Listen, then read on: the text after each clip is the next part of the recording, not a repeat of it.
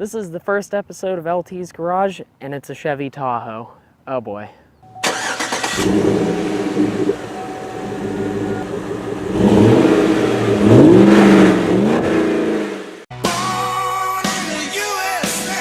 The Chevrolet Tahoe was born, according to Wikipedia at least, in 1995 out of necessity. GM needed a vehicle to slot between their largest SUV, the Suburban, and their smallest, the S10 Blazer. This vehicle apparently earning the name from the rugged mountainous land surrounding Nevada's Lake Tahoe. But really, they just wanted a name that sounded tough to make soccer moms feel safe about hauling their kids in it. And like that, the Tahoe was born, and has currently worked its way through 4 generations. This vehicle was also featured in The Apprentice's Create Your Own ad campaign, which is run by a man who is also ruthlessly American. The 3rd generation Tahoe, running from 2007 to 2014, contains many upright lines and sharp corners. It starts with the typical mid-2000s angry headlights, sloping dramatically upright to the enormous hood, big enough to host a cookout on, which you can't see over at all, I might add. Going back to the steeply raked windshield onto a flat roof and then down an almost completely flat rear hatch. Yes, that hatch is one piece. No tailgate here. Oh, and those running boards down there? You need those to get into this vehicle. Inside the Tahoe, the large American theme continues. Acres of plastic cover the dash, which cracks no matter what. Bench seats stretch across all 3 rows inside this vehicle. Cheap plastic covers all the doors and the panel fit is rather poor, but this car is taken a beating, so I'll cut it some slack. And as for the back here, the only thing you're going to be able to fit is either small children or people with legs like chickens. Behind that 3rd row, you better tumble those seats forward to have some appreciable amount of cargo space. This particular Tahoe is equipped with the 5.3-liter Vortec V8, which produces 320 horsepower and 340 pound-feet of torque. Add about 5 to each of those figures when running on the E85 Flex fuel.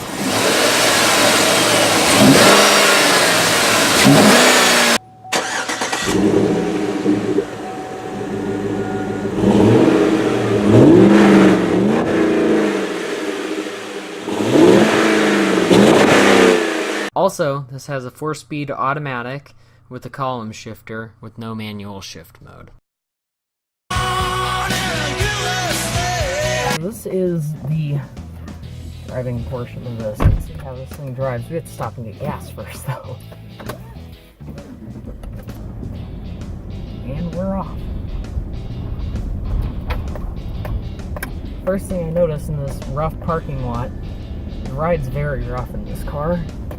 I mean, it's sort of bouncy, I guess, but it kind of rides like the truck it's based on. Whoa. Yeah, a little bit of road noise even just for going 25. Brakes are kind of mush. This big steering wheel, barely moving this, and it's, yeah, it's hardly moving. That probably didn't make any sense. So based on just 40 miles an hour here, which that might be speeding,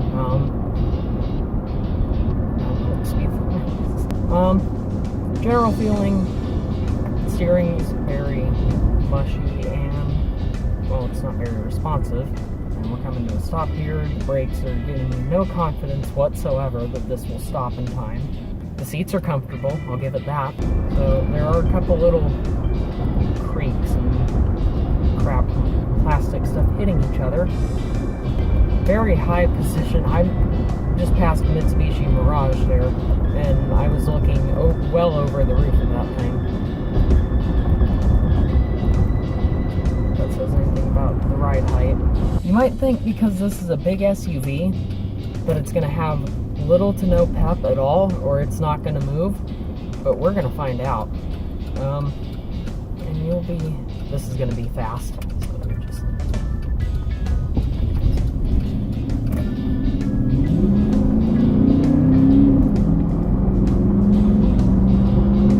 Yeah, this thing goes. And like that, we're on the highway. And we're already doing like 75. This thing flies. wheel, you barely feel like you're connected to the road. But you're bouncing all over the place. Yeah, this thing gets up and goes on the highway. Granted, you're only doing like 15 miles to the gallon, but you know, it's what you pay for having a V8. So is this vehicle a good highway cruiser? Yes, I'd say it was great for that. We're behind the Buick Lucerne doing under the speed limit. Oh, they're getting off here too. And back on the highway. Here we go.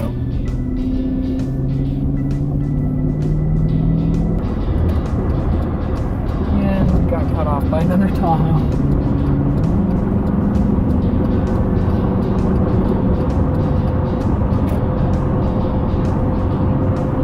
And now we're doing 70. So this thing gets up and goes pretty quickly. Yeah, there's still a bit of wind noise here. I think they fixed that with the new Tahoe. This is the kind of car you can do this seating position in. Just one arm on this, one arm on the wheel, recline your seat, slide it back. It's comfy. I see why people like these. The Chevrolet Tahoe is a burden to drive, extremely overkill and ridiculously inefficient. It'll run you into the ground with debt, and worst of all, people buy these vehicles knowing all this. This is literally an embodiment of everything that is wrong with the United States, and I love it.